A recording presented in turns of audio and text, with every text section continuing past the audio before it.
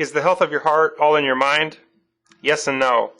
While there are other important risk factors that are unrelated to stress, your mind has a very powerful influence on your behaviors and your emotions.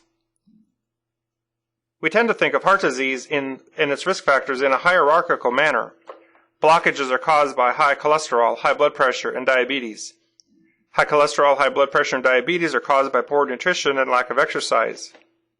And poor nutrition and lack of exercise are the result of stress. Maybe we should turn it around. Emotions affect our behavior. Behavior affects cholesterol and blood pressure and obesity. Cholesterol, blood pressure, and obesity cause heart disease. What is stress? Although we tend to think of stress as a negative thing, stress is actually both desirable and necessary. Stress is literally a series of bodily reactions that help us adjust to the demands of life.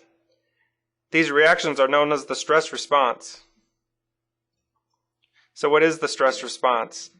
The stress response helps protect your body from potential harm under the stress response. So your digestion slows down, your breathing and heart rate increases, your blood pressure increases, your muscles get tense, perspiration increases, blood clots faster, fat and sugar enter the bloodstream. The stress response was designed to keep us safe from occasional danger. Today, however, many of us deal with daily stressors all day and every day. Most of us are not even aware of the stressors that we encounter on a daily basis. When everything's okay, our heart beats slower, our blood pressure gets lower, and we breathe slower. But during times of danger, or even perceived danger, our heart beats faster. The blood pressure goes up, and we start breathing faster. And that's all coming from our nervous system. What are stressors? Well, the stressors in which the stress response is desirable are things like combat, walking through a dark alley, being attacked by a mugger or a large carnivorous animal.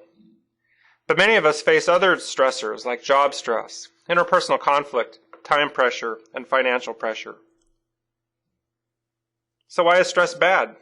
People who continually use the stress response put their health at risk. Stress is now linked to many diseases, including heart disease. As stress increases your body's need for oxygen, your heart has to work harder. Stress can restrict blood flow to the heart and overstimulate it. Increased fats in the bloodstream increase the risk for plaque formation. And blood clotting quickens and puts your arteries and your health at risk. We go through a negative distress cycle. We have a negative emotional responses like anger, anxiety, and depression. They can lead to negative health habits such as smoking, overeating, or even alcohol and drug abuse.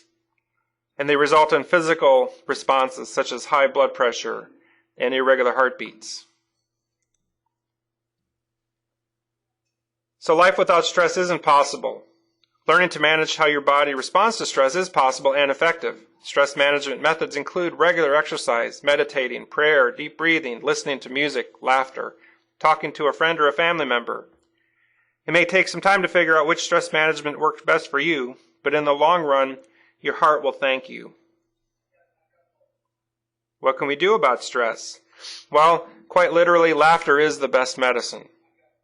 Also work on your intimate relationships. Time management, assertiveness, rest, and relaxation are also very effective relaxation and stress management techniques that we will discuss.